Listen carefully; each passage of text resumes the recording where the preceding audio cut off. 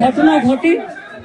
আমি সেদিন ঝাড়গ্রামে ছিলাম, কিন্তু আমার কাছে যখনই কলকাতা পুলিশ কমিশনার খবরটা দেয়, আমি সঙ্গে সঙ্গে তাকে বলি যে এটা খুব নক্কারজনক ঘটনা এবং খুবই বেদনাদায়ক ঘটনা।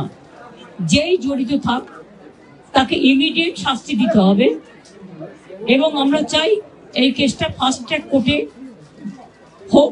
ফাস্ট ট্র্যাক কোর্টে হলে জুডিশিয়াল প্রসেসটা তাড়াতাড়ি হবে এবং তাতে আমরা ফাঁসির দাবি জানাবো। কারণ কিছু মনে রাখবেন, কিছু লোক এখনো সামাজিক অবক্ষয়ের মধ্যে আছেন, সামাজিক মূল্যবোধটাকে ভুলে গেছেন। মেয়েদের গায়ে হাত দেওয়া যে কত বড় অপরাধ এবং তার সাথে যে অত্যাচার করেছে বা তাকে যেভাবে খুন করেছে, পুলিশকে আমি বলেছি, বাবা মাও যেটা আমাকে বলেছেন যে ওদের ভেতরেই কেউ আছে।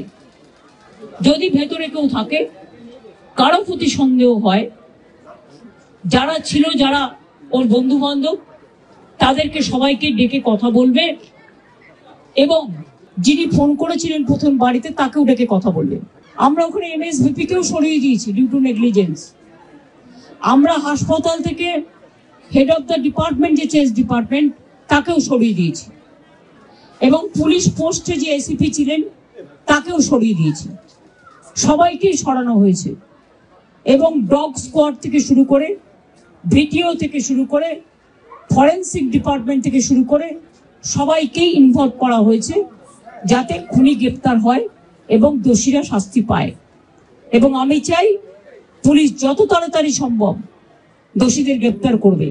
আর রবিবার পর্যন্ত যদি তারা কুল কিনারা করতে না পারেন, আমরা আমাদের হাতে রাখবো না, আমরা সিবিআইকে দিয়ে দেবো।